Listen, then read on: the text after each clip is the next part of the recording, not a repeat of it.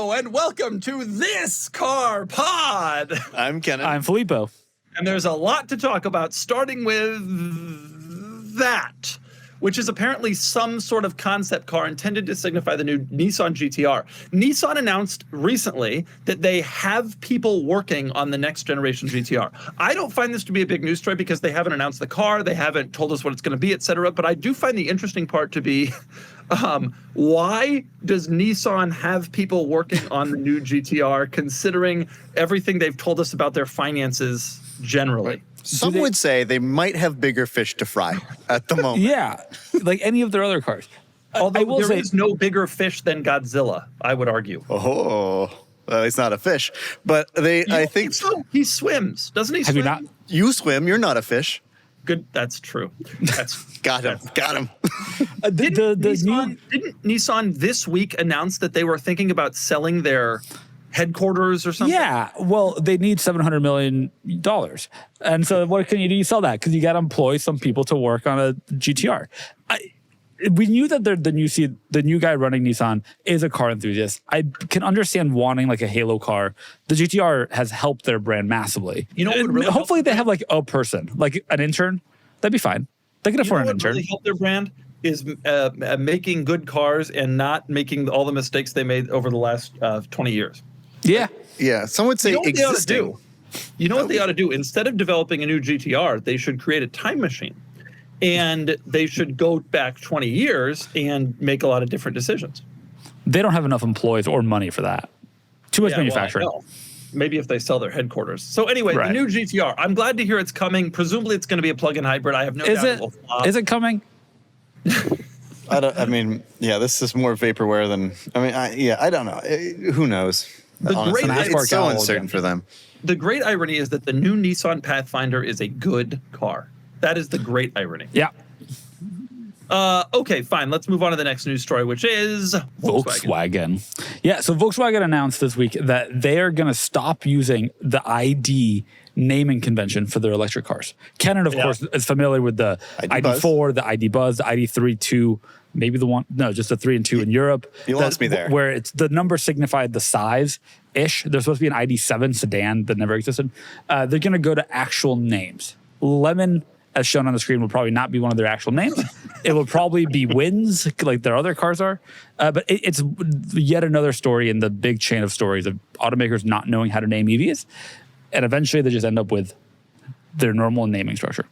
Just fine. Just fine. Goodbye, ID Buzz. Did you know that Golf referred to the Gulfstream? Oh, I see. That's true. I'm not making that up. Interesting. The Passat is a large wind that goes over Europe or something like that. The Touareg is a wind or something? Yeah, no. If it all fell apart. It fell apart. Like CC isn't a wind, you know what I'm saying? Right, and the Beetle wasn't either. So there's some wind in there. Called it the Beetle. But Don't they call it the new Beetle? But yeah, that's true. They did. They called the new one the Beetle.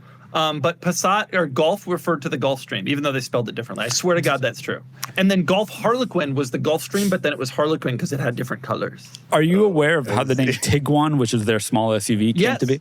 It is the word tiger and the German word for iguana, which is Leguan, combined together. Yes, well done. I knew that. I'm a Tiguan enthusiast. Who is it? The early stick Tiguans I was a big fan.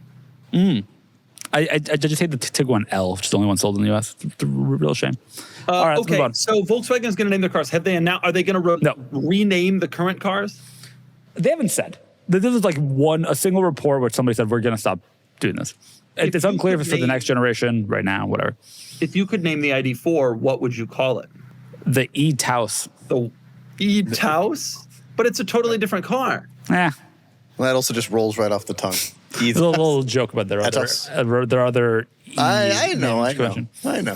Names of wins. Oh, Scirocco, Bora, Mistral is already taken. Chinook, Kamzen, those are taken. What else could they do? Haboob. What about Haboob? That would be a great name for a truck. Okay, for a truck only. All right, give us the next one, you Haboob. Oh, all right. So we've known for a while that the 718 Boxster and Cayman were departing this world soon. Yes. They've confirmed that they're going to end production later this year. In October of this year will be the end of production for the 718 model line. Unfortunately, their EV replacement was supposed to come out in 2026. It is now delayed at least a year. They've said a year, but let's be honest, to 2027. So that will leave a large gap in Porsche's lineup where they will not have any sub 911 sports car. Crazy. For at least a year. And it's also unclear how much demand there'll be for the EV one once it comes out. So there may be other changes here. So is there a regulation change that means they absolutely have to stop producing cars? Or could they just, is the tooling worn out and they can't produce them anymore? Could they just extend it for, I don't know, another year until they cover the gap? Tough position. I would not be shocked if it's not compliant with Euro 8, wherever the next set of Euro emission regulations are. Some regulatory stuff. Although keep in mind that canceling 718 production also frees up capacity in Zuffenhausen so they can make more 911s, which probably have higher profit. Because Boxsters are still made there in that same factory. I mean, I remember taking that factory tour, and there'd be a Boxster on the line and a 911 on the line next, and it was like wild. Yeah, and also with tariffs in the U.S., which is a large market for them, where they might still want to make them even if they can't sell them in Europe, a $80,000 car becomes a $100,000 car just from the tariffs alone. I think that maybe has meant their price out of that market. Nope. Why not end production, wait, and invest in their Interesting. Euro lines? That's a good point. I will also note China is paying the tariff. You don't understand the tariff. China, the car is made in. It doesn't matter. I was told that China would pay. Right. One quick note, because we're talking about European emissions regulations. There's about to be a bunch of interesting stuff that results. There was a news story that we didn't include because I forgot about it till right now, that the Lotus Emira V6 may not be compliant with the next round of emissions regulations in Europe. And so they may need to change to a different engine. There's going to be a lot of this where slightly older engines just can't meet European requirements anymore. And so your automakers have to adapt, roll out different engines. Lotus, for what's worth, is talking about a V8. Pulled from Mercedes there. That would be amazing. But it's going to be interesting. It's like over the next couple of years, you'll see more and more news stories about, especially for European cars, what engines become available because they only want to invest in engines that work for all of their markets. I'm here for the Emira V8. That ends up trickling down and having an effect in the U.S. market. The entire reason, the Audi R8 is beloved for its beginning of the whole trend of making daytime running lights cool. But do you know why we have daytime running lights in all of our cars? Do you know why? Canada mandates it. They require it. And the companies were like, you know what, if Canada's going to mandate it, we'll just do it in the U.S. too. Yep. And then it's like, well, if we're going to do it, we might as well make it cool. And that's why it's because of Canada. That Canada forced daytime running lights on us and probably saved a lot of lives, honestly. Probably. Same reason why if you buy a European car, it's more likely to have rear or front fog lights because rear fog lights are mandatory, although usually in the U.S. they put a reverse light there. Usually it depends. Wow, the Canadians! I didn't know that. Sorry, I know it's an inconvenience for you there, but we're gonna do this and save some lives there. So put some daytime running lights on the cars there. Okay, but more to come. On the topic of this story, pretty wild. I mean, okay, here, Ken and I were talking about this before the podcast started. There has not been exactly a ton of love for non-special versions of the Boxster and Cayman from the 718 generation. It's a 4-cylinder. It's not a flat 6. The base engine. It's been around for coming on a decade now, close to it. Yeah.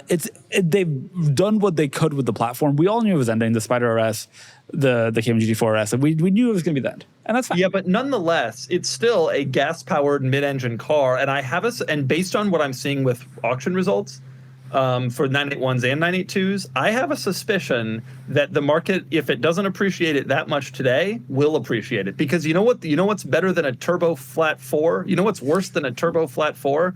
An EV. Like at the end of the day, yeah, it's not the flat 6 that it used to be. Oh, it's a turbo flat 4. We thought the world was ending when they came out with a turbo flat 4 for this car 10 years ago. Well, now they're going to replace it with an EV. Yeah, I know that.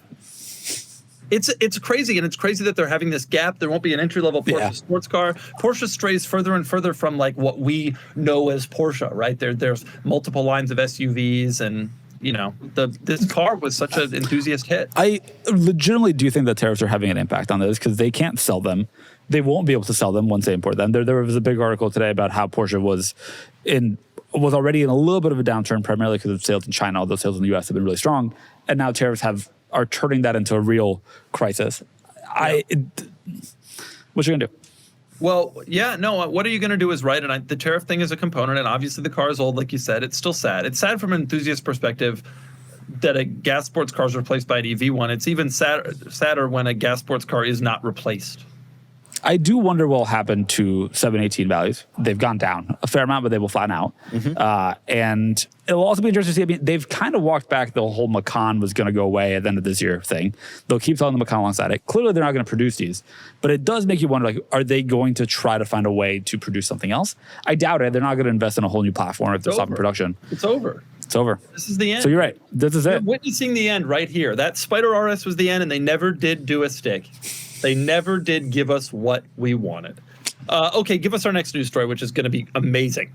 Ooh, some sort of electric French car. Chinese car. This is a BYD, which is a Chinese, primarily EV manufacturer at this point. Build your dream. Build your dreams. If you will. There's a couple of news stories here. One is that in April, BYD outsold Tesla in Europe.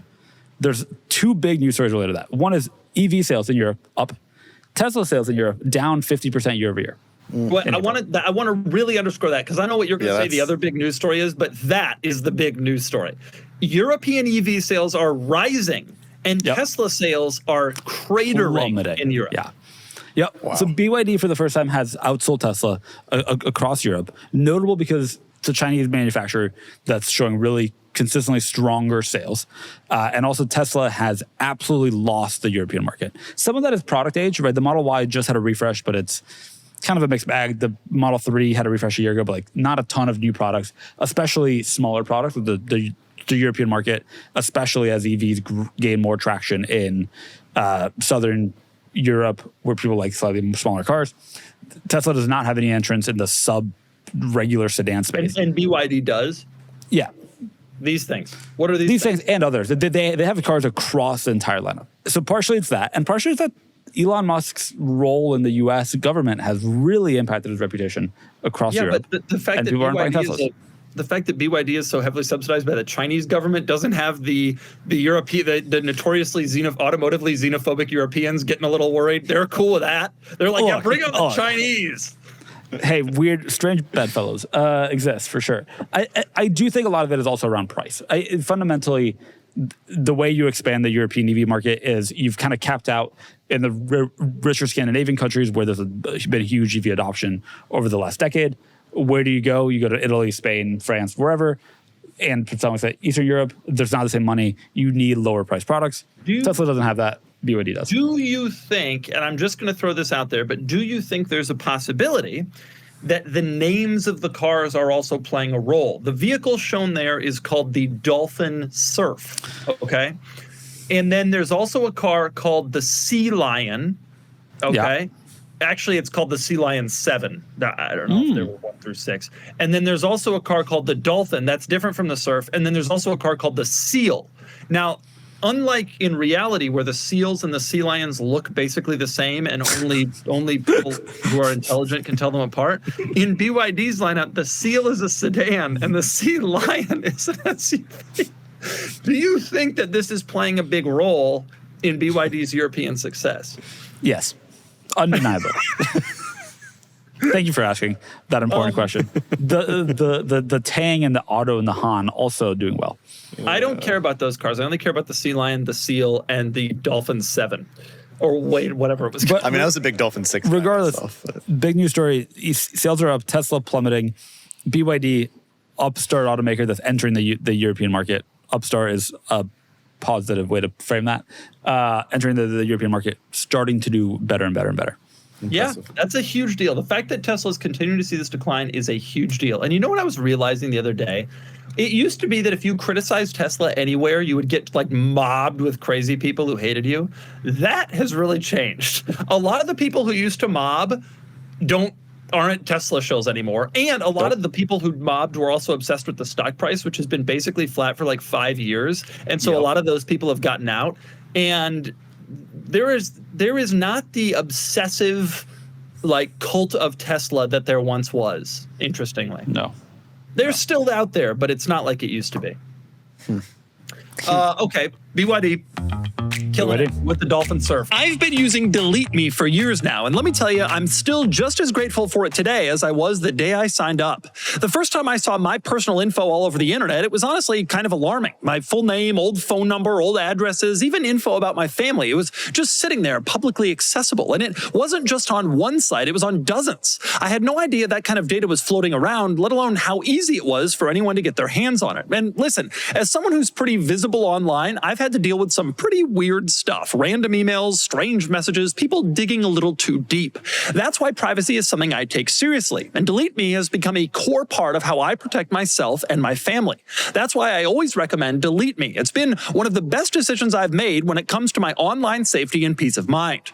Delete Me is a subscription service that removes your personal information from hundreds of data broker sites. And here's what I love. You don't have to do anything complicated. You give them your info once, what you want removed, and then they go to work. Every few months, they send me a personalized report showing exactly what they found and what they've removed. I've gotten emails like, we found your name, phone number, and address on 38 sites, and we removed it. It's honestly kind of incredible. And they don't stop. This is an ongoing thing. Delete Me keeps monitoring and removing your info so it doesn't just come right back. Over the years, I've watched the amount of my data online shrink more and more. It's like digital spring cleaning, but someone else is doing all the work.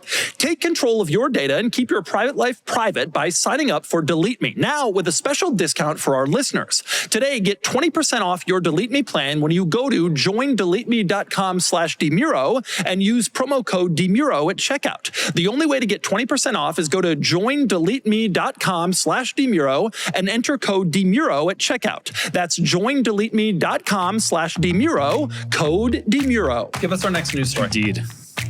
Ah, yes. Donald Trump in a Tesla. Is this something I'm talking about? All right, here's the deal. Filippo, you know about this. I don't think you know about this, but I'm gonna teach you.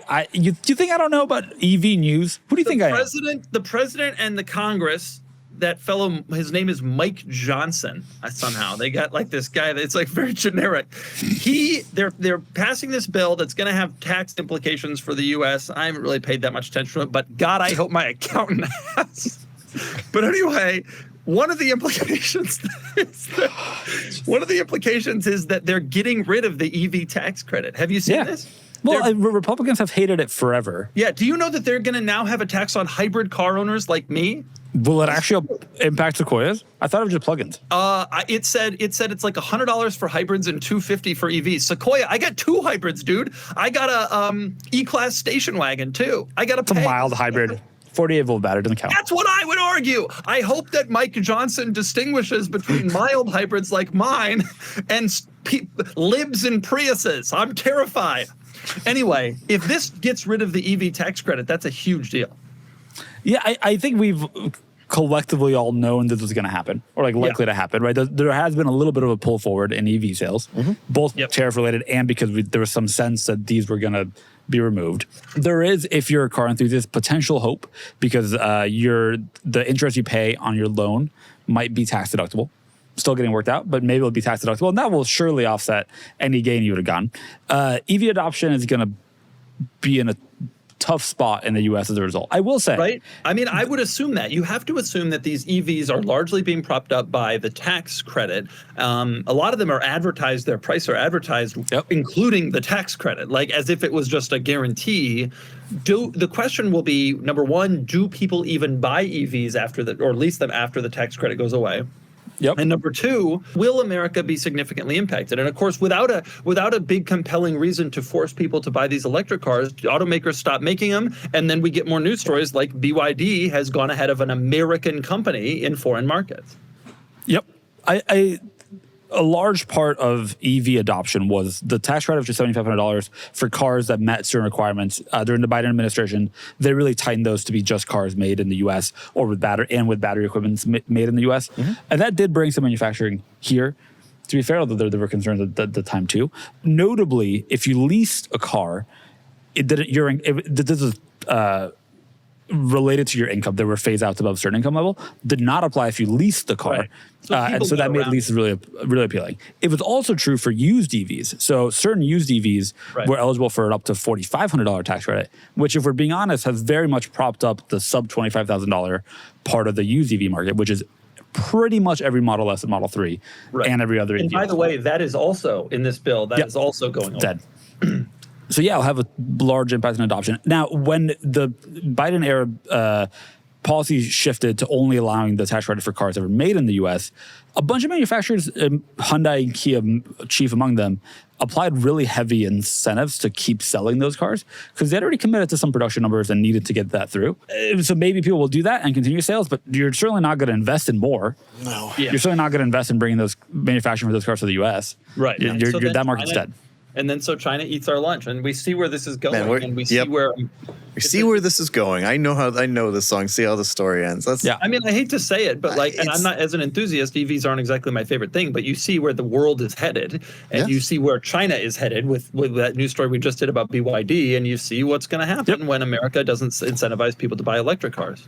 100%. We're doing it to ourselves. Let's talk about the related story here. Okay, next news story. Flip side, or related to that, GM announced this week that they're investing $888 million in updating a factory that produces V8 engines right outside of Buffalo, New York. Shout out to Buffalo, to produce their next generation V8. Shout out to Buffalo. Got family there. He loves hot wings. I love what? Hot wings. He loves Buffalo. Oh, sure. Buffalo. Can I ask a question? Do you think the $888 million? I've wondered. Do you think that was coincidental? I see what you're saying. Or do you think it was meant to placate the Chinese? I've wondered about the coincidence, the V8, and also the connection to Chinese. I've legitimately thought about whether they tried to make sure that it rounded to 888, like throw in a few extra million here. Regardless, we can move on from this, but basically GM is still investing in the next generation V8, and they're investing heavily in producing them because they expect it to be a large part of their infrastructure. It's not their only factory that produces V8. There's others that GM owns. Does this story happen without Trump and these changes? No. Probably so Kennan, Trump saved V8s. Well, all right. What do you mean? Well, all right. Trump saved V8s. Filippo, are these truck engines?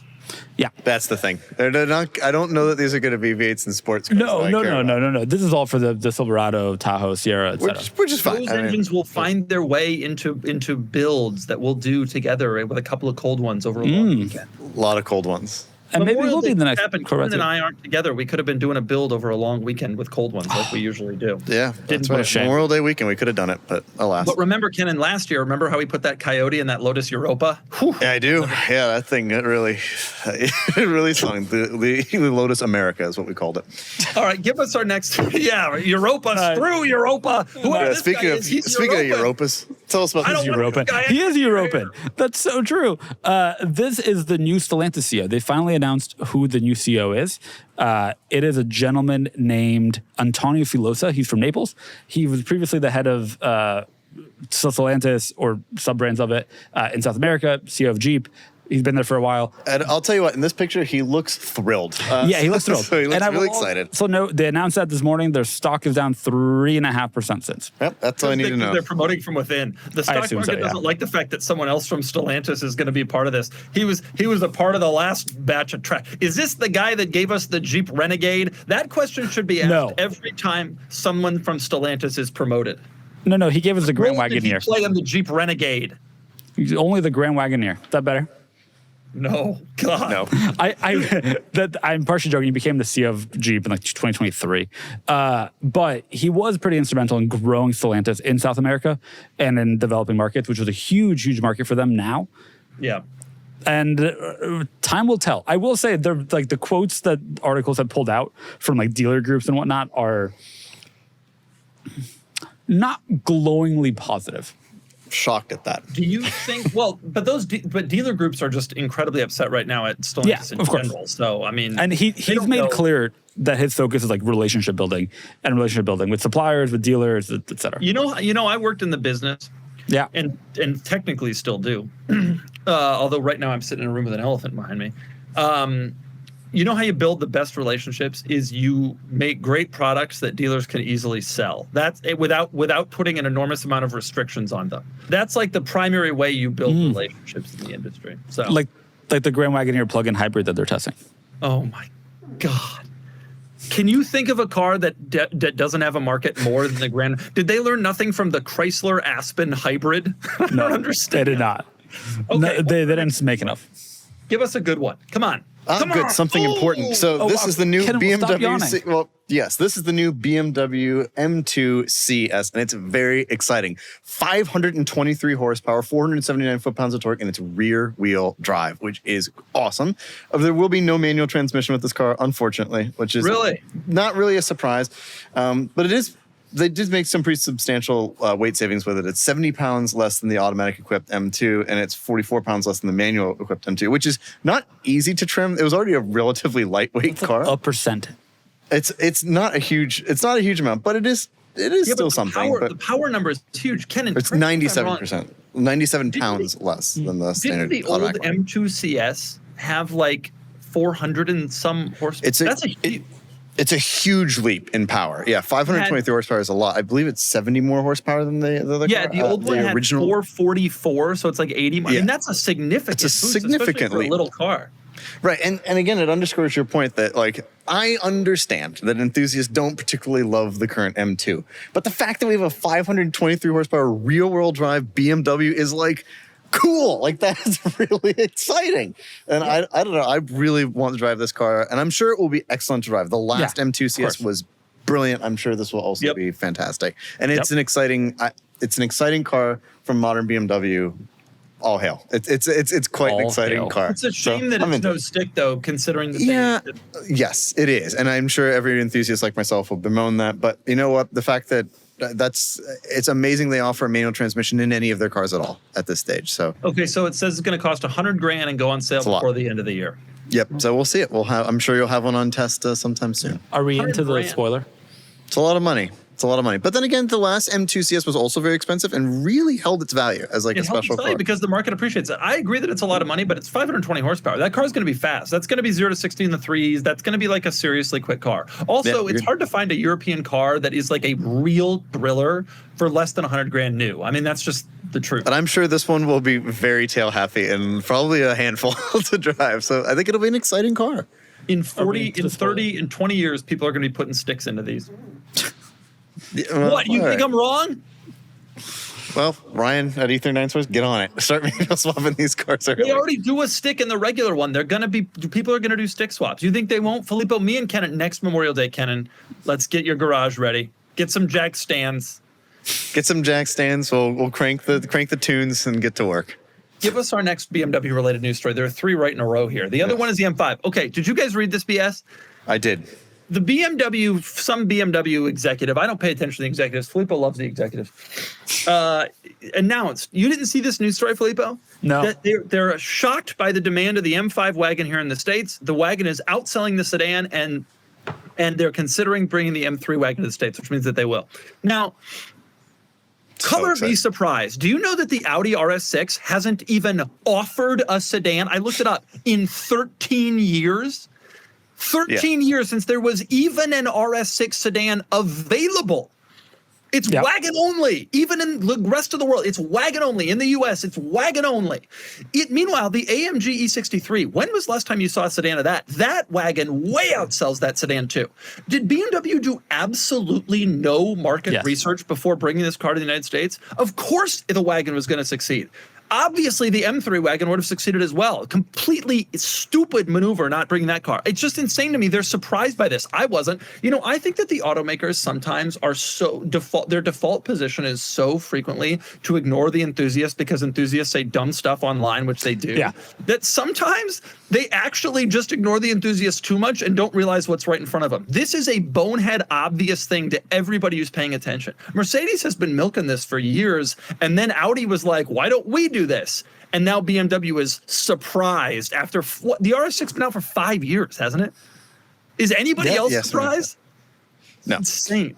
It is. I am happy that maybe this will finally force their hand into bringing the M3 Touring to the United States in addition to the M5. I mean, I would be very curious how that car would sell. They're not going to do it compared to. Yeah, but that's such a problem. They're not going to do it till the next gen. The next gen's going to be trash. I bet you. That's the thing. They missed it by that much. When the next gen comes out, BMW figured out that Americans actually like performance wagons. Mercedes has been doing it for 20 years. BMW figured out just at the end when they came out with a 9,000-pound one that plugs in.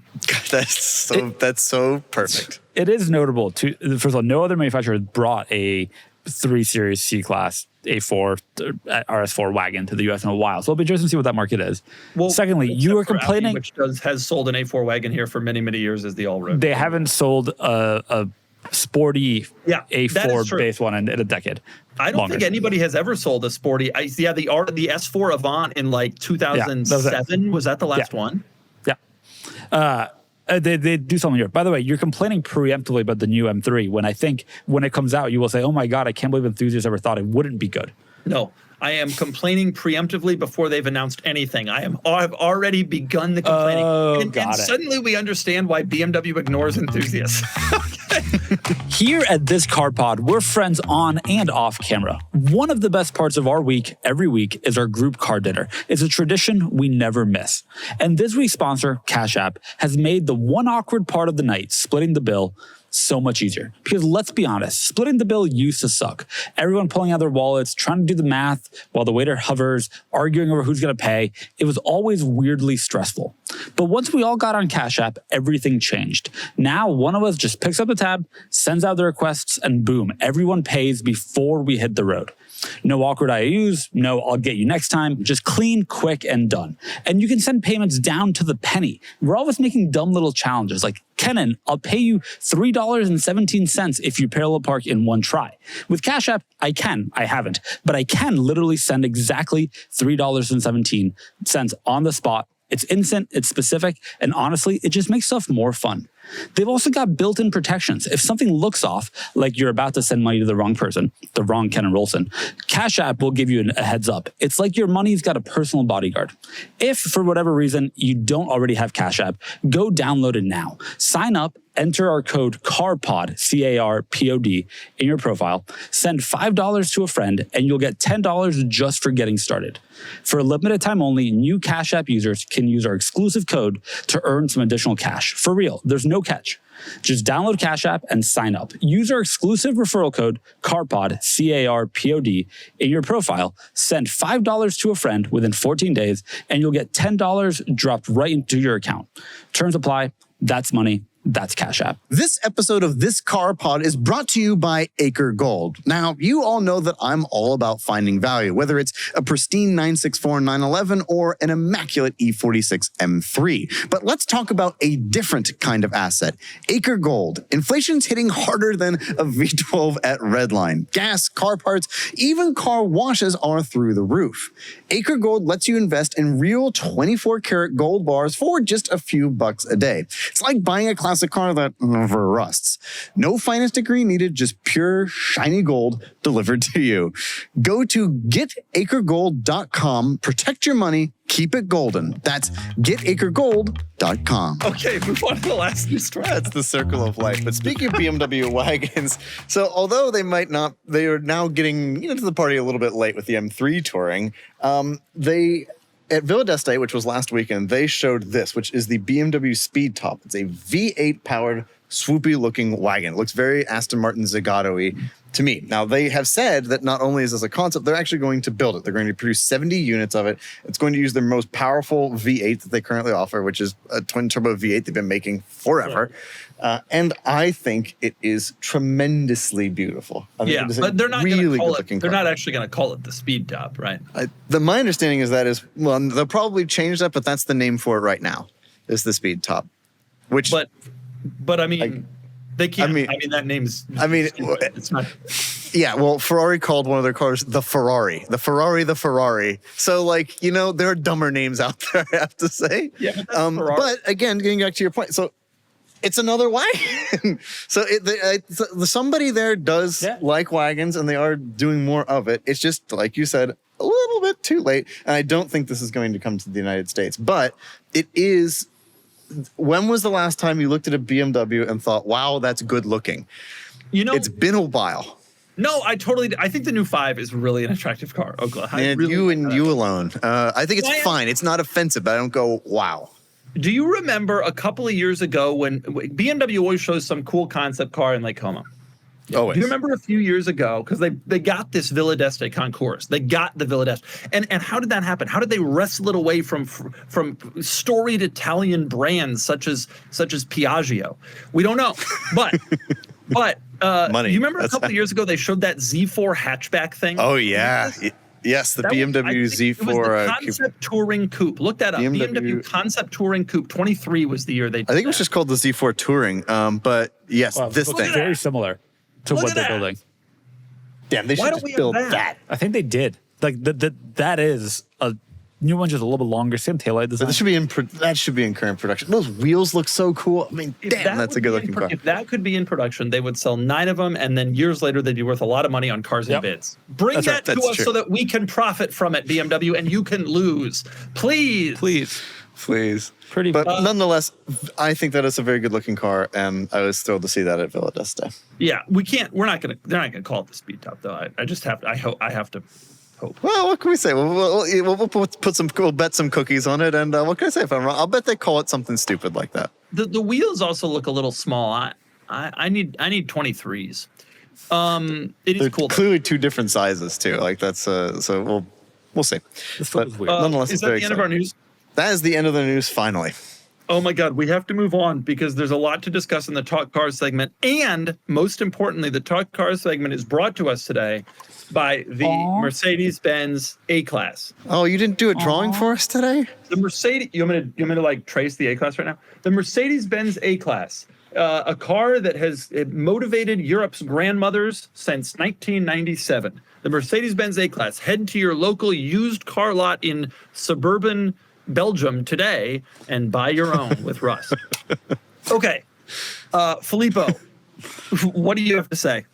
All right. So today on the Cars and Bits channel, so a couple days ago, if you're listening to this when this podcast comes out, we released a video where I did my first time driving on track. Yes. And alongside that, there's a Mini Cooper S John Cooper Works for sale on Cars and Bids.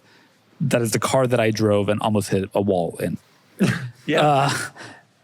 I've been thinking a lot about we talked about this when this happened. We showed a little teaser of it. But I'm thinking a lot about my track experience because I rewatched the video, the final edited video this morning. I want to do 2 big takeaways. Track driving, fun. Went Okay. a little too aggressive for a rainy day. Learn some lessons. Yeah, thanks. Reshow that. And I want to do more track driving. Those are my big takeaways. And I do legitimately recommend that everybody does some. If you have a track near you, if you have any kind of local, even if it's just go-karting, like go out and do that because it's just fun and it teaches you how to be a better car driver, a better controller of car, a better. It teaches the dynamics of a car. It does, in a without notable way. question. But It is Filippo, you an don't expensive hobby have- for sure. But You don't have fun. I enjoyed this greatly. I had fun. Filippo, you only do things if they're efficient or have a purpose. Right. But think about this though. Track driving is all about efficiency and finding the tightest line and like not wasting, not having fun, not sliding it around, just like just smooth control. Yeah. That's what fair. he likes. I do think that I'm too cheap to get really into racing. Yeah, Track that's days true. are expensive. Going deep in that world is a very costly endeavor that I'm just a little bit too cheap for. Like I couldn't spend that much on a hobby for You'd myself. like to. But I think getting some of that in my life would be rewarding, yeah. which would be exciting. I will also note this car is being auctioned with proceeds to benefit the American Brain Tumor Association, which is great work in kind of sharing stories of and promoting research around brain cancer, which the owner of this car's wife had and has thankfully recovered from. So great cause. We're also donating our buyer's fee to the American Brain Tumor Association. Go watch the video, go watch me spin, and then talk a lot about how that happened, what went wrong, etc. While we're doing some other laps. People doing that in the comments, are they eviscerating you for your? No. I didn't hit a wall. I recovered from it, and then talked a bunch with Wes, who was instructing me about kind of how to avoid that in the future. There was a great camera angle that looks at the front wheel, and you can see right when Filippo makes the correction he needs to not hit the wall. And I mean that's like you need to find your limits before and know where they are, and you did. And I watched the video. I thought it was a great video, and I think you did a fantastic job driving on the track. Your first time also to drive on a wet track. Yeah, it was is questionable. bold. I didn't fully appreciate the situation I was getting myself into. But I did recover from it. I think a lot of that is, I've been replying to a bunch of the comments on the video. I think a lot of that is just paying attention when people talk about track driving and also just driving cars a lot. And driving cars in snow, I think, because I grew up in Wisconsin, taught me a lot about like car dynamics in that way that applied even if a little bit instinctually. But I recommend it. When you were a little boy and you left Italy to go to Wisconsin, were you like, damn, it's cold? There were a couple of waypoints in New England first, but I did think a lot about how large vehicles were. My stepdad, when we first moved to the U.S., had a XJ Cherokee, which is now a small vehicle. But they sold those in Europe. Yeah, but nobody had them. They existed, but nobody in suburban Milan had anything larger than a Fiat Panda. And therefore, I'd never seen a car that large. It was never seen an SUV, never seen an American truck. Speaking of large vehicles, I have a Talk Cars segment for you, Filippo. For me personally. I've gotten back into my Sequoia. I think it's cool now. I love it. I want different wheels. We can have that conversation on a later pod. I want to get maybe some black rhinos. I was looking last night at alternatives, as I often am, and I always I look at alternatives to make myself feel better about the decision I made. For sure. And you know what I discovered? Do you know what the fuel range of a diesel Suburban is? The fuel range, so how far it can travel between diesel Suburban. I imagine, all right, let me math this out. I imagine like max fuel economy is like 25, large tank, because why not? You got a Suburban. Like you got all the space behind the third row and all the space underneath for a gas tank. 700 miles? 800? Yeah, 700. That's a lot of miles. 730 miles of range. Now the Sequoia's range is 250, which is light. 730 That's wild. miles of range. But listen to this. They offer a Tahoe Z71 diesel. So you can get the Tahoe, the full-size SUV, with the Z71, the off-road, the lockers, all that stuff, and the diesel powertrain, but there's no Super Cruise. They don't offer Super Cruise on that. Why? So they came this close to building that car, and they didn't do it. Why? But the other problem that I have with the diesel Suburban and Tahoe is that that diesel engine is a 6-cylinder. It turns out they didn't make it that Duramax. They didn't make it like a big old burly thing like I would have wanted. And so my Sequoia's hybrid V6 has like 100 pound-feet more than the diesel. The diesel in the Suburban. So there's a diesel for efficiency and towing, not for speed. Yeah, well, towing torque. Torque is what it's all about, man. That's what I'm here for. I'm here for the torque. Me and Kennan are torque guys. Oh yeah. It's what, 8,200 pounds. That's why Kennan got Emily a 335D. That's right. Torque monster. JB4 tuning that thing. Pull stumps. He's like I know how the diesel bros talk for the E90 platform. Pull stumps in your E90. Anyway, 720 miles range. Imagine that. So this, diesel Suburban's got like 15,000 miles on it. They've only filled up like 11 times. That's impressive. Truly impressive. Genuinely, like the fuel sitting there for so long, does it start to go bad like in the time that you have it? That 700-mile range is only under optimal circumstances. Which of course. Like freeway, but suboptimal, it's still over 500. Like absolutely, you can get in that car, and it's the way I drive that car, no joke. I would only fill up between September and May. I would only fill up once, probably. I don't imagine fill up with diesel. I'd have to go to a truck stop. Yeah, you kind of like that though. It fits you. It really fits you. Suburban. You show up at a truck stop in a Suburban, it's like, hey, because you both are driving big vehicles. Yeah, nice. Your rig. Equally long. Equally long. There are only a few objects in your life that are absolutely essential to your well-being just because of how much time you spend with them. For me, it really comes down to two. My beloved E39 M5 and my mattress. Believe it or not, I'm equally in love with both. That's why I'm genuinely thrilled to have Brooklyn Bedding as a sponsor. They let me pick one of their mattresses to take out on a test drive, and I went with the Aurora Lux cooling mattress with the cloud pillow top. I'm genuinely astonished. It's a total game changer. Before this, I was tossing and turning, waking up hot, sore, and honestly still tired. Now I wake up refreshed after a night of cool, tranquil sleep. It's wild, and I am definitely not turning back. Now, I'm a side sleeper, so I need something soft enough for my shoulder, but still firm enough to keep my back happy. This thing nailed it. No more lower back pain, no overheating. Emily's sleeping better too, dreaming of track days in her E90 M3 CRT, which is really saying something. Brooklyn Bedding has been doing this for over 25 years. Top tier comfort and quality without the ridiculous luxury price tag. Every mattress is custom made by master craftsmen at their facility in Arizona, and they ship for free anywhere in the US. Plus, you've got up to 120 nights to sleep on it, and if it's not for you, they will help you return it and swap it for something better. So if you don't hug your mattress every night like I do, it's time to upgrade. Go to brooklynbedding.com and use our promo code CARS at checkout to get 30% off site-wide. This offer is not available anywhere else. You have to use our promo code on the very last page of checkout to get this discount. That's brooklynbedding.com and use our promo code CARS for 30% off site-wide. brooklynbedding.com with the promo code CARS. Kennan, tell us what's wrong with the M5. Yeah, so there are nothing major. The M5 has You been... know about this already? No. M5 has been incredibly reliable since its most recent service, the E39, which is great. However, I looked over in the mirror the other day. A month. Of course, it's been reliable. Well, yeah, but I mean, major service. That was a minor one. Like the last major one it had was last summer. How expensive was it had there been a full bill not covered by the fact that they did some of this work before? Yeah. Well, had it been, I mean, no offense to Ryan, but had I been done right the first time, and it wasn't his fault. Like then I don't know. It's kind of a moot point. Like it would have been already in Regardless, a minor so $5,000. zero is the correct answer. 3,500 is probably 3,500, $4,000. Yeah. Anyway, Probably continue. something That like minor that. But service. So I noticed, I looked over in the mirror the other day, and one of the mirrors is starting to delaminate, which is weird. There's these bubbles that are starting to appear in the mirror. I think they're about $400 aside for the glass, if there are any left in the world, which I think there might be. But I'm being really strict about the things that I do to the car, as I've talked about before.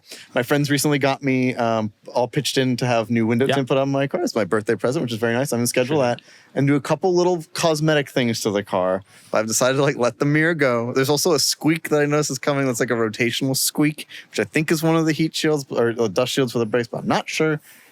Just letting it go. I'm deciding to live with a couple of things. I'm proud for of the you. first time my entire ownership with the car. I'm deciding to live with a couple of minor issues. Proud of you. You know, This is not easy for me. I know it sounds stupid, but I look over in the mirror and that's all I see are those little damn bubbles that are starting to form. some would argue. You've taken What? it That those aren't far. problems? Oh, just keep going. You've taken Now- it this far. Are you really going to start letting it fall to crap? Are you looking at the M5 right now? I'm trying. Trying to see the bubbles? I'm gonna go see the bubbles.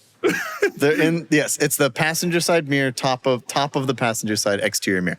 Some would Now, argue- I am good. Look, I will do it at some stage. I'm sure I will. But I'm just waiting for it to get a little worse. Okay, all right. So you're going to fix it. Can I make a suggestion? Yes. You don't need to find new glass. Like there are cars out there you could just take the glass from that are in junkyards because Don't be all right. How you think it's easy to find an E39 M5 in the junkyard? You're out of your mind. They're very hard to find. An E39 528i, which is a $2,000. No, what are you car. talking? Different. The mirrors. mirrors are completely different. The M5 mirrors are ovular in shape. However, they're there's- aerodynamically shaped. I'd put on the 528i mirrors just to screw with people. Oh my god! There's also no visible anything. Yes, it is absolutely there. I will send a picture that we can overlay, and you will see it. I will take a picture. I need to see this and decide for myself. By the I'll way, take a I was picture. one of those friends that chipped in on the window tint. Kind of Same. pricey. All right, let's move on. Thank you very much. I'm very excited for it to go to Kevin. But yes, Market That's nice. report. We got to talk about the market report. The market report is brought to you by the elephant head that is behind me. Are you mad because it's not brought to you by Cars and Bids? Should it be brought to you by Cars and Bids? It should be brought to you by carsandbeds.com. My bad. Okay. It's not brought to you by the elephant head. Although I just wanted to show because I killed this elephant myself on safari in Mongolia in 1983. I'm prior to your birth, Yeah. impressive. very, very proud of you. Massively. You know, if pre-birth. you have a time machine, if you could lend it to Nissan so they could go and fix their Right. problems, that would be great. That'd be nice of you. I'm glad you guys are impressed. His name's John. Anyway, Hey. Wait, Cars and Bids brings us to us. Cars and Bids, the best place to buy or sell an enthusiast car. There's an app. You can download it in the App Store. Go to carsandbids.com to check out all of the latest cars and their bids. Is that I'm so proud of you. Pretty good. That was well done. It's like And we're going to cut your that work and here. put that everywhere. We're going to just cut that little clip. That's all we needed for the last 3 years.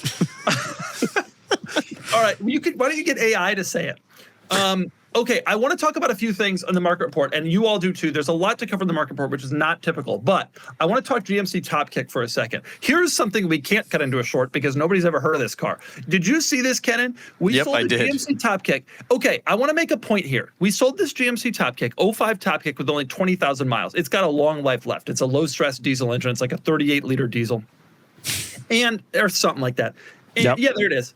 And it sold for only $58,000. And I say only because it strikes me that people in the world, this world that we live in, go out and they try to buy the biggest truck they can to flex and to be cool and to seem cool and to be like the big truck guy in their world. And they spend often $100,000 on some 2,500, 3,500 GMC Sierra. For 58 grand, you could buy a Topkick and you are beating out all of those people. Do you agree with me, Filippo? All of them.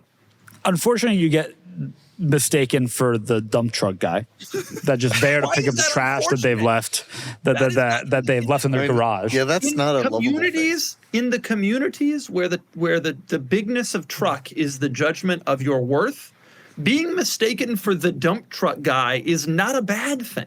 It's a positive. But Pull up you- the interior. Pull up the You interior. show up to your friend's house and they just like open up the garage and say, yeah, you can take that and that and that and bring it to the dump for me. Look at the wood. Look at the wood. Do you see the Yeah, wood? that is a lot nice. of wood. That's nice. Look at the leather. Filippo, you see this leather? Modifications, by the way, both. Kennan, you telling me that you're not interested in a nice Topkick? Go to photo number 47. There's a bed. This thing's got a bed. You got a bed? That's so cool. Filippo, all you right, got a that's bed pretty in your cool. F350? I'm Huh? changing everything I said. And I also love the Sierra pickup bed that's on this is also modification and looks a little odd to me, but somehow the lines actually work. Wait, that's a modification? yeah. All those heavy duty, it's probably because it's sold as a strip chassis. I think Yeah. that's how they Yeah. do it. Yeah, probably. Got Because it. all the guys, like the Ford one and all them, they always have just Yeah. a regular Super Duty bed because they don't know what else to do. And so True. it always looks weird. But you're a winner. I want to be clear. I love this. I think it's legit. I don't know that I think 58 grand is like a deal. Can't you- What do you A mean? deal is Why a strong not? word. Filippo, but people I'm spend into it. 120 grand for their F350. You have that King Ranch. Well, they want that big screen in the middle, and they want 30 cup holders, and this car only has like 4. Okay, well, 58 grand, then you take it to exhibit. I- No, I'm kidding, but like you could just add stuff. I mean, like there's Yeah, a you lot could of add stuff. CarPlay screens you can put in with the savings, and you go around and you are the coolest guy in the world. I can't believe Nick doesn't have one of these. Don't tempt him. Crazy Nick should have one of these, Tempting. except that it wouldn't fit on a street, probably. I will say I'm it does gonna look like send it was this to designed in Nick and be Microsoft like, hey, Paint. man, why don't you have one of these? Yeah. Okay, Well, that's fascinating. you don't That think is fascinating. that this is an interesting vehicle? I think it's fascinating. I'm glad it's sold. No clue what the market is because every other one has been used by a dump But truck you know service. what the market is for big flex tough guy pickups, and this seems like a deal. It does. Okay, go back to other Top Kicks and go to the first one we auctioned. No, 3 the years first ago? one was old. I know, but that looks so cool. No, that's not. That's cartoonish. In the communities That where looks pretty my serious. Sequoia and where the Topkick is successful, like Vicksburg, Mississippi, Sure. the old one isn't play. This plays. You understand? This does play. You know what else I'll know? I think frequently about the fact that your video on the Ford F650, which is like Ford's equivalent of this, is I think to this day one of your highest, best performing videos, like just sheer number of views. All of Vicksburg demand. watched that video. Do you understand me? Okay. Not only all of Vicksburg, all of every person in the South watched that video. I don't know. Filippo At this and point, Kennan- Filippo and Kennan, you both want to discuss the Porsche Tractor, so let's just get it out of the way. Yeah. 17.3 million views on that video, by the way. Look at this. So for those who are unaware, Porsche did make tractors in the 1950s. It was in addition to, what would later become their sports car manufacturing, like Lamborghini, they also made tractors. Of course, Lamborghini happened to start there. This one we had on the site. This was a junior, a 108 junior, and sold for $18,750. And I think it just underscores the level of quirkiness we are willing to go to sell on Cars and Bids. Because to be honest with you, when we started this thing, I did not think that we would have tractors on it at some stage. And aren't you glad we do? But I am. And there's also, I believe it's a Goodwood, their Goodwood revival every year. They race Porsche tractors. They do a tractor sprint, which you would then be eligible with this thing. Can I ask you a question? Sure. Would we have run this if it wasn't a Porsche? Is the fact that it's a Porsche like Yes. Well, I'm not expecting to see John Deere's anytime, but I'll tell you, nothing runs like a deer. But I'm not that. If we had Lamborghini tractors on at some point, I'd be here for that. Porsche tractors here for that. We draw the line of Ford tractors. They made too many. Would they did make a lot of Ford do a tractors. Lamborghini tractor? Do they still make tractors? They do. They do. Yes. Do they look like family- Gallardos? No. Now, Whistling probably would make a tractor look like Gallardo. Here's an idea for you, Cody. Right. Cody doesn't watch this. Cody doesn't have time for us. Cody is busy blowing things up. Yeah. So wait a minute, we sold the Porsche tractor. What did it sell for? 18,750. And where do we, Filippo, give us an educated take on the market for the Porsche, whatever that was, tractor. You know, I think the the fact that enthusiasts are very into Porsche and remain very into Porsche, and special old Porsches, 356s, anything that's kind of like vintage Porsche is still really hot. That's reflected here in a literal tractor that was imported from Germany, unclear which side of Germany, selling for 18,750. Feels like the market correct amount, but a rising market. Kennan, can you, Filippo, that's really great analysis that I'm sure has no bearing in reality. Kennan, can you pull up 2004 Porsche? Can you type 2004 Porsche into the search bar? I want to make a point here. That tractor sold for 18,750. Oh, I know what you're going to say. Go down. That Cayenne, that first one, that Cayenne, click on that first one. That Cayenne sold for something less. What was it? 15 something? Yeah, 15,301. But that it's not a car's got manual. a snorkel and orange wheels. Okay. Now I gotta be honest with you. I know it's a 6-cylinder, and I know it's a 6-cylinder from the Volkswagen Golf. I understand all that. Nonetheless, if I'm interested in a car and I'm the Cayenne buyer paid $3,000 less, and he doesn't have to get wet when he. But the tractor has a 6-speed manual. Okay, tractor wins. All right, give us the next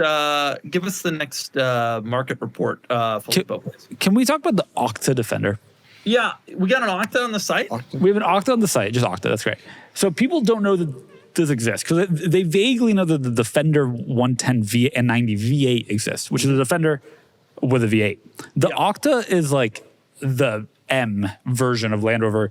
The Defender Octa is the only one they've ever made, like the first time they've done a high performance one. But it has 626 horsepower. It's 108 more than the regular V8 Defender. Wow, and it has a like very like sport performance tuned air suspension system.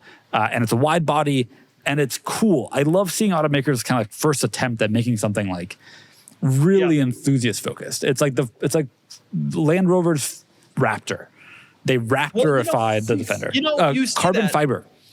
You say that, but I always actually was a little disappointed that the Octa wasn't more Raptorized because they gave it a lot more power, but they didn't like it would have been cool to see like real flared fenders and real like off-road. It's wider. Yeah, I know it's a little wider. And it looks like they finally figured out how to put a recovery hook in the front of the Defender. God, my biggest complaint about that when I had mine. It looks so cool. The wheels work, like stylistically it works, and 626 horsepower is real power. The regular V8 Defender like squats down and propels you forward. This goes more. Did you drive the V8 Defender when I had it, or were you? No. It was fast. It had real power. The Defender Octa sticker is 170,000 United States dollars. By the way, they have not made many. They haven't sold many. This is the first one I've seen like around, and I'm excited that's on Cars and Beds because we get to see the market. They're probably tariffed like crazy. I would imagine. I'm sure if they weren't already here, they will be. Yeah. This is of course also an edition one. I have no clue what the market is because they're not. How hard are they to get? Nobody knows. Well, I haven't seen we one. will find out. Never seen one. Have you seen? It'd be cool. No, except for this one, which is somewhere near us. It's in Diamond Bar. It's in LA. That is pretty cool. I want to talk to you about Macans. Oh man, this is my my market report topic for the day. I want to talk to you about Macans. Can you type in Macan Turbo, Kennan? it hit me the other day that Macan Turbo? turbos are selling pretty regularly. Regularly in the 20 to 28, let's call it $18,000 to $25,000 range. Some have sold for 15, and then obviously newer ones sell for more. But $18,000 to $25,000 will buy you a decent, legitimately decent Macan Turbo. Okay, now I don't know how much you guys know about these cars, but this car is pretty serious. It's a dual clutch. It's all-wheel drive. It's 400 horsepower, twin turbo V6, not four-cylinder V6, and it's got 406 pound-feet of torque, a little more than 400. These are pretty cool. Now, everybody in the world is into hot hatches. Like Filippo's got his little hot hatch. Actually, he's got two of them. One and of a which half. is a convertible somehow. It's a hatchback and a convertible. I don't know how they figured all that out. Yep. But this is like, if you're a hot hatch guy, why aren't you interested in one of these? I understand it's an SUV, but we're talking about a spread of inches here, and it steers and handles not that differently from a hatchback. It really doesn't. Well, two things to say. One, the 500 is not a hatch. It doesn't have a hatch. It doesn't hatch up. It has a normal trunk. Therefore, it is not a hatchback. It is a something else. It is a small, fast little car, city car. It's not a hatchback. Fast as Number not. How one. to Number describe two. it? Okay. It's quick. That car, the way that turbo comes on, you're it's talking just about Macan. old school turbocharging comes all at once. Very fun. Hatchback. I think the thing that holds, that's a hatchback. Your A class was a hatchback. That's correct. And so is the Ferrari 812 technically. But this car, I think the reason is these cars, and just everything Porsche is expensive to take care of. All of the consumables on this car are really expensive. And these cars are not that reliable, is my understanding. They have some issues. Really? And so, Yeah, like, but you're Kennan, taking on more of a risk than, like, a GTI in this car. Are you? Okay, I mean, you're I think you comparing are. it against cars like the Golf R and the Audi RS3. Well, aren't those cars also difficult to own and expensive to own? I mean, Not as expensive as this, I don't All-wheel think. drive. This is practical. It's got 400 horse, twin turbo V6. This is a pretty exciting car. You call it the Macan. That's what you call it. Like, you say that it's not for. publicly. You call it the Macan. I think it's because it just has a reputation of being kind of a car that's driven by like suburban. The Turbo moms. doesn't, though. I don't That's know. the thing. I don't That's the know. thing. Like the Defender has that reputation too, but the OCTA is the 626 horsepower version. Like all I'm saying is, if I'm looking, and by the way, Kennan, a lot of my criticism of the Macan comes, it's a new car at $85,000. At But at 20,000, 25,000 at 400 horse, all-wheel drive, and have you driven one? They are fun. They're fun. tossable. They are fast little cars. They actually drive not that different from hot hatches. And I know that's enthusiast like sacrilege to say that a crossover could possibly equivalent, but I bet you get on a track with a Golf R, and this is probably about as fast, if not a little quicker. I mean, I'm looking at a Golf R that we sold last week. That was a 2015, 98,000 miles, sold for $15,750. There's a 2015 Macan Turbo with 10,000 more miles, so just over 100K. We just sold for $16,500. Yeah, The Golf there you R go. has And by the way, 292 horsepower. The Macan Yeah. has 108 more. Yeah, and I know the Macan doesn't have a stick, and if you want a manual, I would go the Neither does that Golf R. That Golf R was automatic. Right, that's the thing. There's a lot of these hot hatches don't even have manual transmissions, and so it's like, I agree with your point. The Macan Turbo is an appealing car, given that it is a hot hatch, just more powerful than any other hot hatch. When I was on my Cayenne thing, Doug told me specifically I can't get a Macan. Well, he's wrong. We knew well, that. I do think that for a lot of reasons, the Cayenne is more appealing for a lot of people. Well, it also costs about the same, to be clear, for the generation Well, Cayenne I like. what are you looking for? I mean, your whole thing was you wanted a car that could drive over dips in the road. Yeah. The Macan, I think I'm talking about the Macan as a replacement for a hot hatch, as a car you could kind of throw around, but also adds a little bit more practicality than a typical hot hatch because it has more ground clearance, all-wheel drive, and it's fast. A Cayenne loses the dual clutch and is bigger and taller, and it's more capable, but it's not going to be as sporty. But you already have that E39 M5 with the bubbling passenger mirror. I Sad. mean, it's just, I didn't want to say anything. I had noticed it. It genuinely just started like 8 days ago. It isn't. Never. I would think that you're a little bit cooler if you show up in a Golf R than if you show up in a Macan Turbo. I agree with that. And that still does impact him. But at the same price point, It's compelling. man, it's compelling. Neither is the pinnacle of reliability, although both, I haven't heard that many bad things about Macan Turbos. I don't know. I don't know. agree with you I know that- someone who had a Lemon Lod, but recently. I agree with you that the Golf R is cooler from an enthusiast perspective, and I am not saying the Macan is cooler, for sure. That's not my point. I'm just saying it's something that Golf R people ought to consider as an option. Agreed. Now that they've depreciated to this level. Macan Turbo legitimately drives like a Porsche. It truly does. It is surprisingly fast. It is fun. The dual clutch, it's quick. And by the way, the other cool secret about the Macan is because they never redesigned it, a 15 Macan doesn't really look that different from the Macan. Yep. They still sell the gas Macan to this day. Your neighbors will never know you didn't spend $86,000 for a car. For better or worse. That's what Filippo's trying to do. He's trying to impress his neighbors. He's balling on a budget. That's Filippo. That is a little opposite of my life approach.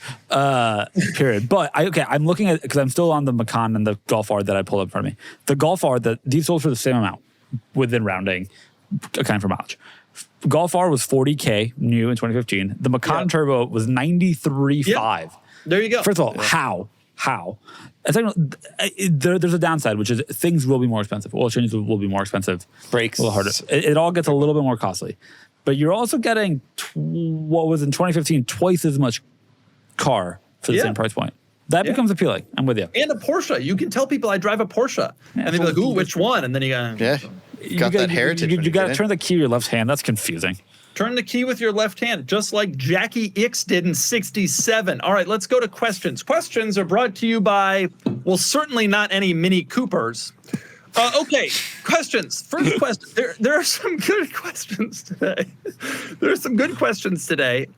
And there's some bad questions. Filippo, do not look at the questions. He's cheating. The first question is it was the top voted question, and it's from Into Can. And the question is, which modern supercar has the perfect DNA to be a shooting brake design success story? It's a good question. If you could turn any modern supercar into a shooty, what would you do? Any supercar. Right? How are we defining a supercar? Well, I mean, okay, fine. Any expensive, modern, cool situation. I think I mean, I don't know, because immediately that makes me think, okay, it has to be front-engined. Got to be front-engined. So I think that it would have to be, because otherwise, I think it would have the Renault R5 Turbo did it. Okay, all right, Filippo. I mean, the Ferrari 12 Cilindri seems like that seems like a natural one to do that too. Any of the Aston Martins, I think, would look great, and Zagato has done that in the past. Yep. Yeah, I agree with those. What about the Rolls-Royce Wraith? Ooh, I think they did do one for. Oh no, that's the one that what's his name has, that Dario Franchitti has. Yes. They didn't do it, but some company did it for him. Some company did it for him. Yeah. I agree with those. Those are good. Astons and the Dodici Cilindri, the Dacia Cilindri. I was wondering how it would get worse, but I knew it would. What about, you know what the cool is? You know what the cool as a hatch is? A Chiron. Oh, well. Be pretty hot back there. Can't put any chocolate in the trunk of that thing. Remember when Porsche announced that special witches thing and I wanted to make a Cayman hatchback? Or like a Cayman wagon? That would work. That would have been cool. Never happened. The 296 engine placement aside, I think would look good. I think you could do it in some of these mid-engine cars. Mid-engine cars. It would almost be like academic. Like it wouldn't be purposeful. Right. But the Dodici Cilindri is definitely the one. Mm-hmm. It would look like that Daytona that they did wagonize. Do you know the car I'm Or the talking bread about? van. Yes. Well, I don't know if it Filippo was laughs because he doesn't know what the bread van is. Kennan, you got to educate him. When we get off this call, you got to educate the hell out of him. That looks so bad. Yeah. That looks terrible. Is that a I saw it in person at Amelia Island. I actually think it looked much better in person. But that curved glass is ridiculous. The 250 GTO bread van, Filippo, is one of the most famous Ferraris of all time. Right. Pull it up, Kennan. I'm familiar, for the record. Yep. You are not familiar. Pizzarini did this himself, I think. Look at that. Of course I'm familiar. My God. You think I wouldn't be familiar? You don't know the You think I wouldn't know? Sean will teach you about it. Okay. Next question. This is a good one from Big Ultima Hater 6. Aw. Given the recent success of RS3 and E63 wagons and the insanely high resale value of the second generation Cadillac CTS wagon on the used market, why hasn't Cadillac made a CT5V Blackwing wagon? I will tell you my personal opinion. This is not going to be a joking answer, shockingly. The AMG and RS6 wagons have been successful. However, they are also based upon standard cars, which in other markets are quite popular. My presumption is that Cadillac cannot justify the creation of a CT5 station wagon unless there is a base model, which is one of the reasons why they did do a base model CTS non-V wagon back in 2010, and it wasn't successful. And so my presumption is that if you could make money making just a wagon body style for the V, they would do it because it would be hot. But I bet that they can't justify that, whereas the Euros can because they have the A6 Avant and they have the 5 Series Touring and that sort of thing. That's my guess. Yep, that seems like a fair assessment. But man, that would be cool. Sad. You want to know what car would look best as a shooting brake? The CT5V Blackwing. No, the CT6V would actually look best, but that's okay. I'm a big wagon guy. I hate big wagons. I'm a mid-size wagon. I hate small wagons and I hate big wagons. I am a mid-size wagon guy.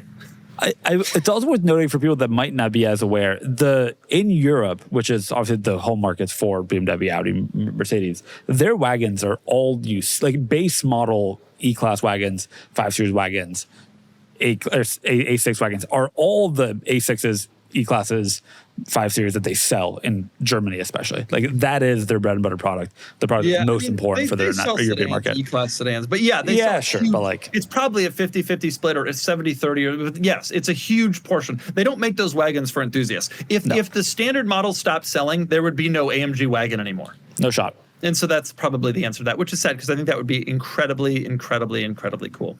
I think the market would agree. Okay, Filippo, I got one for you for the next question, and you're going to have to just live with it and roll with it, okay? I'm ready. From Toyota 2Runner. Oh. That's the 4Runner they have in Florida. From Toyota 2Runner, how would you rank the generations of the Mercedes S-Class? Oh. Do you know the S-Class gens, Filippo? Pulling them up. 1 second. Okay. How far back are we going? Back to the 126.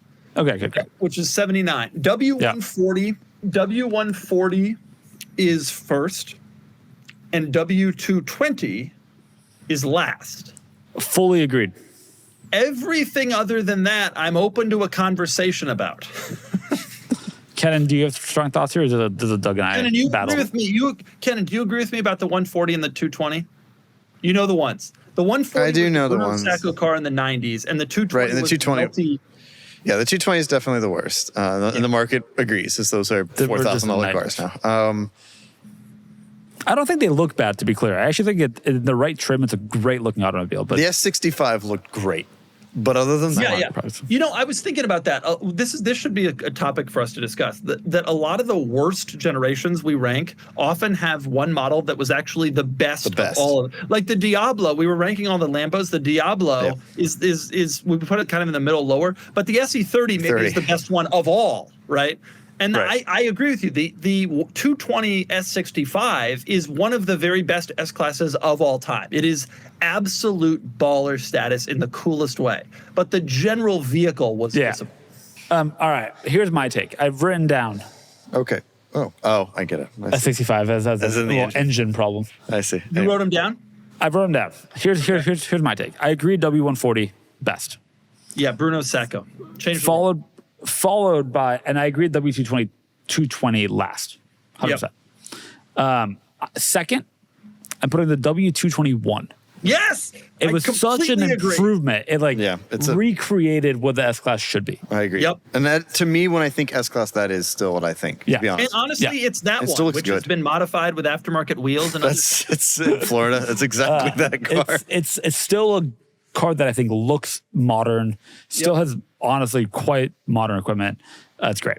I debated for a bunch on fourth. The 221, this is going to be the hottest take of the century, but the 221 is the best looking S-Class. The 140 is also very good looking and had enormous benefits in its Teutonic production.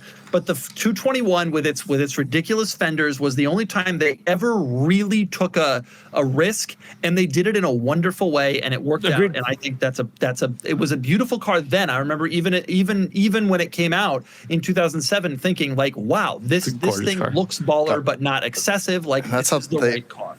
That's how they all are with that purple rear windshield tint. I remember that vividly. Yep. Okay, pull up an S600 21. in a color with the right wheels too, like an S600 in Mocha Espresso. That brown. Oh, that you bid on I bid on a couple. all those years ago. Yeah, it's been a while.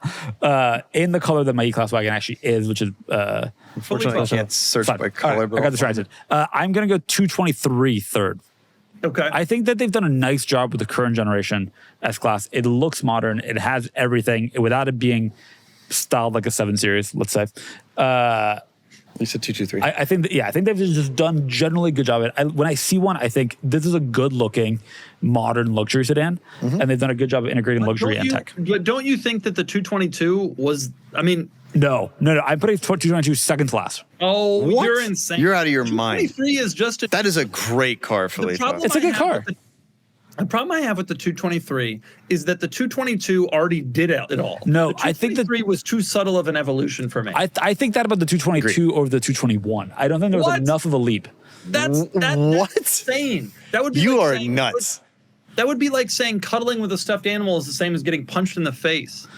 I truly think that the leap from 221 to 222 was not significant enough. That's You you've are out never of your been in these mind. cars. It's very, you saying that It- is very clear to me. You've never been in the cars. You're out of the discussion. It's now just me and Kennan. Yeah, I'm on your side with this one. I violently disagree with Filippo on that. So it's 140, 221. I think next I would actually put, and this is going to be, by the way, what we haven't addressed yet, the big sacrilege here is not putting the 126 on this list yet, because there are people who are obsessed with the 126, including Hoovy. If Hoovy sees this, and I don't think he watches this pod, thank God, but if he sees this, he's going to lose it on me for not putting the 126 like at the very top. I just never. The problem I had with the 126, I know it was built well, I know it was, but it has two big problems. Number one, every version of it was slow. There was never a fast one. And number two, it's the tech was really not like that was the era when luxury was like by building a car well, you made a luxury car. It was not particularly advanced. And people are going to get on here and be like, it was the first car with electronics, stability flecnums in the headlight sensor. And that may be true, but like ultimately there was different vents in the climate control for heat and cold. And so like that's not really what I'm looking for in terms of quality automobile. But then can you just put it on the list and have it be last for you? No, the 220 is definitely last, but I think my list is as follows: 140, 221, 222, Wow. 223, Yep. 126, Yep. 220. Boom. Wow. I have the 126 higher because it was seminal. It was And I had the 222 a little lower. Kennan, are you going to do these? Or do you not believe in the S-Class? No, I agree. I agree with your analysis on it. That's how I feel about them. The 126 I might- was special, admittedly. We didn't talk about the 116, but I'm okay with that. All right, I we're might gonna put the 221 above as the first, because when I think S-Class, that's just what I think of. It was it like redefined the luxury space for like what it could do, what a Mercedes could do, and that's saying a lot from Mercedes. It also saved them from that reputation of the 220, which was quite poor. Yeah. And so I think it actually. But Bruno Sacco. I'm But I think I changing would my put it order. second. I think I'd put it 126 third. The 221 first. The I love that 221 car. was also an amazing ability of making a car look baller like the new 7 Series without looking ugly like the new 7 Series. It's actually kind of hard to do in that segment. A Phantom can do it because they can just make it big and do whatever they want. And they have all these design heritage cues they can use. But Mercedes-Benz has to be both restrained and baller. And that is actually hard. And the 126 and the 140 are too restrained. Fine with me, like a restrained car. But the 221 does an amazing job. Like if you heard it talked about, you'd think it went too far, but it didn't. It was really a beautifully designed car. Baller but not ugly is a fine balance. Line. It's especially a fine line in the luxury sedan segment when you're trying to appeal to both like athletes and people who want to show off, but also executives and people who don't want to show off. That's like a pretty tough group. Yep, agreed. That's a nice Man, look. and at it that car. still looks good. The For the 600 record- especially with those wheels, a 600 so cool. with those wheels. If I could have a 600 with those wheels, I would probably be willing to sell Filippo to the devil. I bid on this car, if memory serves, or I bid on it's been for sale multiple times, and I bid on Why? it one of the times because I wanted it. It seemed cheap at that moment. Maybe I didn't bid on this one. I know. I'm pretty confident you did. I did. There you are. That was the time. It was nearish to me. By the way, 16.5. I'm saying 140, 221, 126, 223, 222, 220. You disagree with the mic. You're only putting the 126 so high to placate enthusiasts. That's not your actual belief, but fine. Okay. It is. I'm staying. Yeah. It is. I want to talk, and I want to do three more questions, and they're very, very good questions, and we have to do them. Okay. That's why we have to have three. Okay. Well, number one from T. Barrett, not T. Barrett, but T. Barrett. Is there a floor on Giulia quads? You recently sold one for 28. Seems like a lot of car for the money. That's an interesting question. I didn't realize they were getting into that level. Did you guys? Yeah, because I've tried to convince our producer Sean to buy one for a while. We sold one for 27,250. Sold another one for 28. That's 52,000 miles. That looks like a pretty nice car. Yeah, another one Yep. for 28. I think that. I mean, That's I don't know. I 505 think. horsepower, right? Keep I in mean, mind, yeah, but it's unreliable and there's nowhere to service them. Not that reliable. The M3, by the way, is at the same price point. A 2015 M3 is literally at the same price I point. don't know. These An have a lot F80? more. Yeah, F80s are Questionable. 27. aren't they? I don't They think should so. be. I don't Lowest think price F80 is 26,250. Yeah, but this So- one just sold for 21, 46, 20. Manual ones. Go to an automatic. Well, I 30 mean, sure, but that's like a good color. This one's an automatic. Yeah, That's a good- 46. cheap Good F80s. color. Cheap F80s seem to be in that range. 34. But Filippo, that one that sold for 26,250. It's But like 3 30, accidents. 34, we're in the same ballpark. Yeah, well, 34 The and M3 is 28 are little- pretty different to me, but fine. Right. Yeah, I agree with Tuck on Not that one. to him. But Speed- I do think that there's a floor, but I think that floor is 20. I think the floor is lower. That's I think pretty it is cool. lower. That's a cool car for 20. I mean, it's Italian. It's cool. It's 500 horse rear wheel drive. I know they didn't do sticks, but that's a pretty cool car. Yep. But it'll break. I mean, I wanted one when they were new, and the issue was that like they just aren't reliable cars. Today is reliability say- day for Kennan. Well, it's a fact, not an opinion. I know, but you don't like the Macan Turbo because you drive around an E39 M5, which is not the pinnacle reliability. That's not. That's not. And now, true. and now you're very concerned about reliability for every other sports car. It's interesting. No. I mean, Who did you become? No. Doug's gone for 2 weeks. My and you're car like, has been incredibly reliable for the last 7.5 and 80,000 miles. Kennan, you want that Kennan. to go on the record on this podcast? You've spent like $80,000 over those 7 years. Kennan. Over a decade and 100,000 miles. That's Kennan. what it kind of costs. Kennan. You know how much money, dude? I got 8 years in the Ford GT, and I'm like $16,000 into it. Yeah, but you haven't driven it 100,000 miles. We've Like, driven the Wagon 10 or 50,000 miles, and we're Yeah, but that's not a performance 10 grand car. total. Like, it's, but my No, point is not. It's not the pinnacle of Get reliability. the goalposts, Filippo. We have to move them. Kennan, that is not a reliable car. And also, by the way, the mirrors dealing. well, it's expensive to. It is expensive to Well, maintain, but that's it has true, never. these two. It hasn't stranded me in a long. I mean, that's true. What do with you? that How do you car. define reliable? Reliable Right. means you can rely upon it. I can take that car anywhere in the country. If you're willing to spend 80 grand on maintenance, you can take any car anywhere in the world. Yeah. Well, Giulia, you 80 grand of maintenance, you buy 4 of them. You're good. You're gonna need to. I could take that Pantera around the world. The for 80 thing grand. about that is, I could take if ultimately I got transferred and need to go to a BMW dealer for service, it could. There aren't that many Alfa. No, There's no, that not is a one real in San problem. Diego.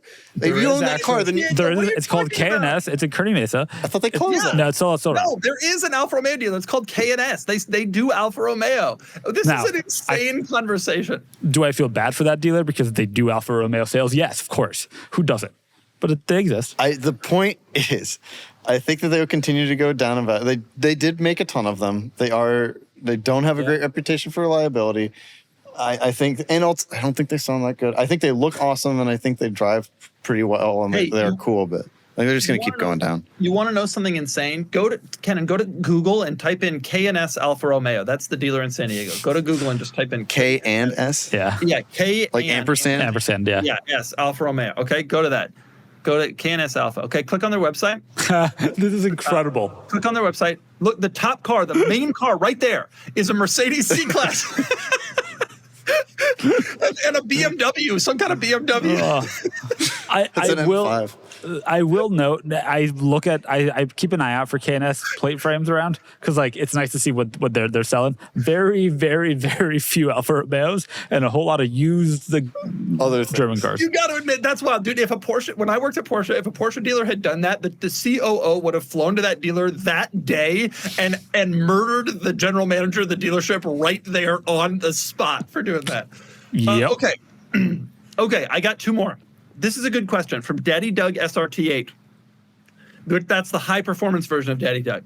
Do you think that brands like Toyota and Honda, the reliable brands, will lose some market share as EVs become more prevalent since their main selling point is now reliability? That's an interesting question that I had never considered. Filippo, answer it for us. I think what Honda and Toyota have secretly done well, and why Lexus sells any cars, is that they're generally reliable and they deliver a great experience when they need to go to a dealer. Something that Hyundai and Kia have done a poor job of, frankly. So I think the question will become less about reliability because like mechanical components won't have problems, but the tech will.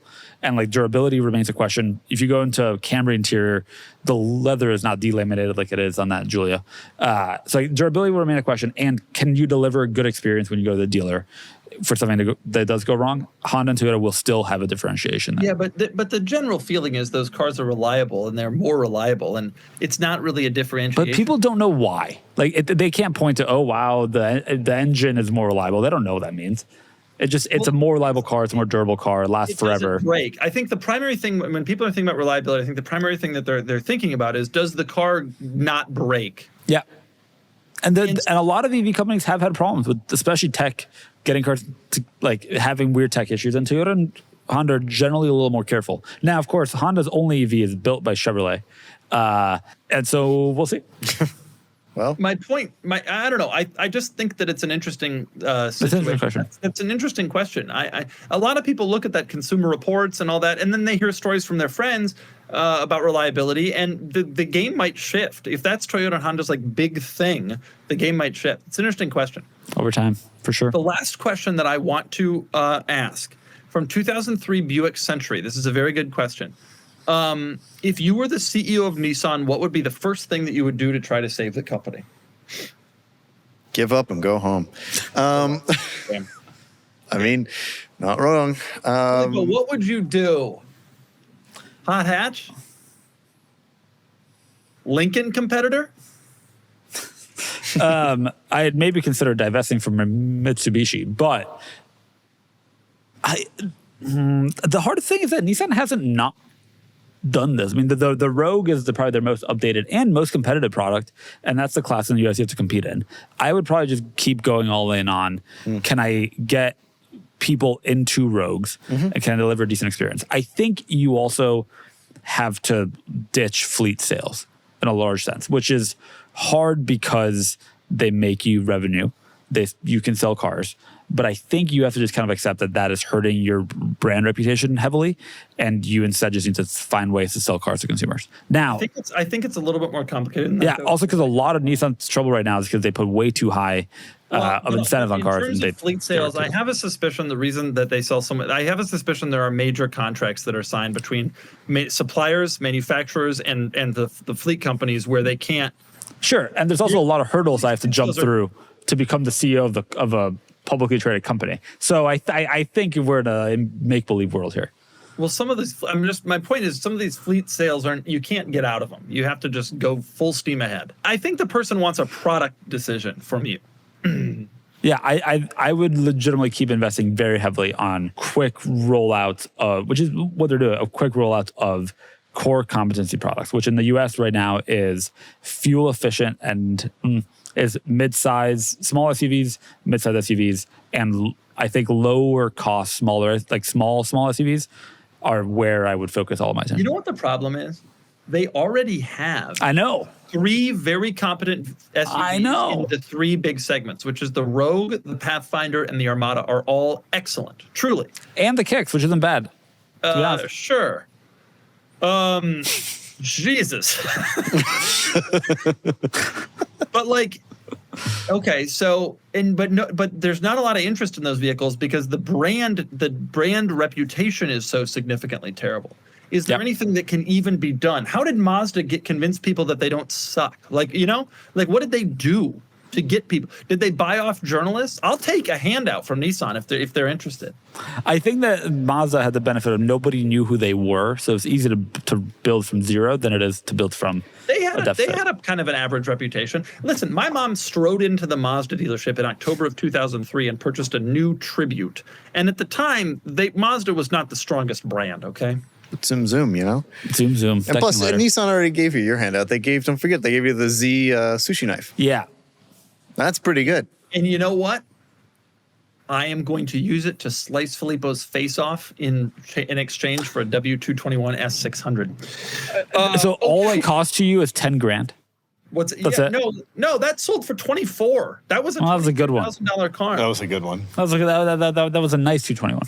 That's what he wants. This is the end of our podcast. Kennan, do you have any parting thoughts or beliefs? Well, I think Filippo should be the new CEO of Nissan. It sounds like he would really accelerate the job, but it's quite. By the way, my answer to that Nissan question is a completely different marketing strategy and adding a little bit more features per dollar to the cars. And my answer is close up and go home. 3 different approaches. Go to the Honda merger and let Honda. Yep, just do it. Just finish it. Our best podcast we've ever done. Okay, thank you, everyone. This was a good podcast. I would say it's mine and Kennan's best podcast we've ever done. Thank you, everyone, for participating. Hard to argue that. No, it was Filippo's best, and John the Elephant did an okay job, too. Thank you all, and we'll see you next week. And go watch that mini video. It's a good video. Goodbye.